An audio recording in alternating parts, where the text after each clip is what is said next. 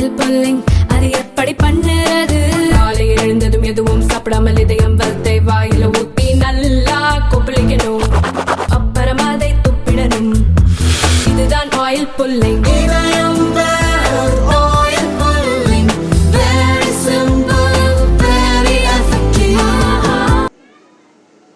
பட்ஜெட்ல காசு கொடுத்தாலும் நிதி ஒதுக்கினாலும் எந்த பிரச்சனைகளை உருவாக்கினாலும் என்னுடைய மக்களுக்காக நான் பாடுபடுவேன், அவர்களுக்கான திட்டங்களை தொடர்ந்து வழங்குவேன் என்று சொல்லக்கூடியதுதான் திராவிட மாடல் ஆட்சி. அங்கு டெல்லியில ஒரு ஆட்சி நடக்குது. அந்த ஆட்சி எப்படிப்பட்ட ஆட்சினா, பட்ஜெட்ல நமக்கு கிள்ளியும் கொடுக்க மாட்டாங்க,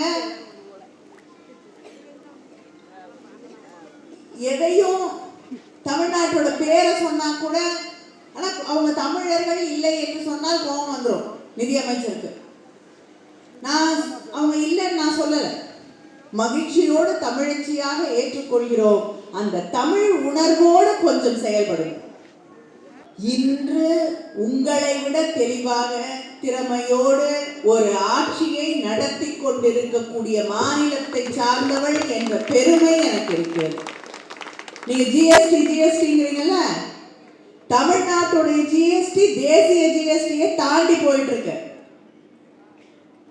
ஒரு ஒடுக்கப்பட்ட சமூகத்தில் இருந்து வந்த ஓபிசின்னு சொல்லக்கூடிய ஒரு முதலமைச்சர் நடத்தக்கூடிய ஆட்சி தமிழ்நாட்டிலே நடந்து கொண்டிருக்கிறது. நீங்க கிட்ட வந்து பிடிக்க முடியாது. அந்த அளவுக்கு எல்லாருக்குமான ஒரு திராவிட மாடல் ஆட்சியை நம்முடைய முதலமைச்சர் அவர்கள் நடத்தி கொண்டிருக்கிறார்கள்.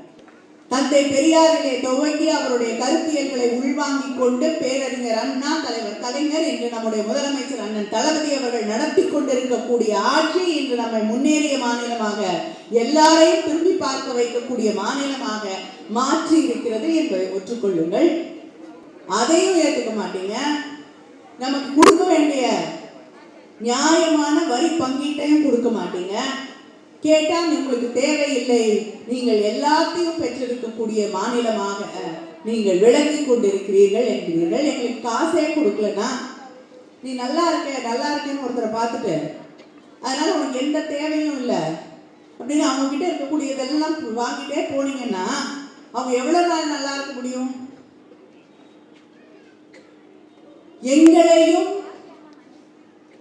அந்த பிஸ்கல் அட்டானமி என்று சொல்வார்களே, அந்த தற்சார்பில் இருந்து விலகக்கூடியவர்களாக, கீழே விழக்கூடிய நிலையில் ஏன் கொண்டு போய் தமிழகத்தை முன்னேறிய மாநிலங்களை தள்ளுகிறீர்கள் என்று கேட்கிறேன். நாங்களும் அதே போல பீகாருக்கு முன்னேறவில்லைன்னு கொடுக்குறீங்க, யூபிக்கு கொடுக்குறீங்க, எங்களுக்கு பிரச்சனை இல்லை, கொடுங்க, முன்னேறட்டும், எல்லாரும் நல்லா வரட்டும். அதுதான் திராவிட மாடல் ஆட்சி நினைக்கக்கூடியது. ஆனா முன்னேறி கொண்டிருக்கக்கூடியவர்கள் கல்வியிலே, மருத்துவத்துறையிலே, அதே நேரத்திலே இந்த சமூகத்திலே தொழில் முதலீடுகளை கொண்டு வருவதற்கு, இன்ஃப்ராஸ்ட்ரக்சரை உருவாக்குவதற்கு, கல்விக்கு என்ற அத்தனை விஷயங்களையும் செய்து அதே நேரத்திலே மக்கள் தொகையும் கட்டுக்குள் வைத்திருக்கக்கூடிய ஒரு மாநிலத்துக்கு நீங்க பாராட்டு தெரிவிக்க வேண்டுமா?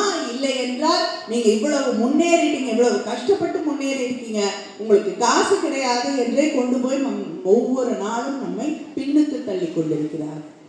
இந்த ஆணவம், இந்த அதிகார மனப்பான்மை, இதை எதிர்த்துத்தான் இந்த கண்டன பொதுக்கூட்டத்தை நாம் நடத்தி கொண்டிருக்கிறோம்.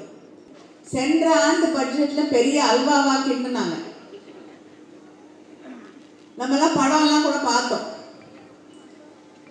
அந்த பட்ஜெட்ல கிண்டின அல்வால நமக்கு கொஞ்சம் கொடுத்தாங்க, கொடுக்க போறதா சொன்னாங்க, கொடுக்கல. ஆனா இந்த ஆண்டு பட்ஜெட்ல எந்த அல்வாவும் வரல.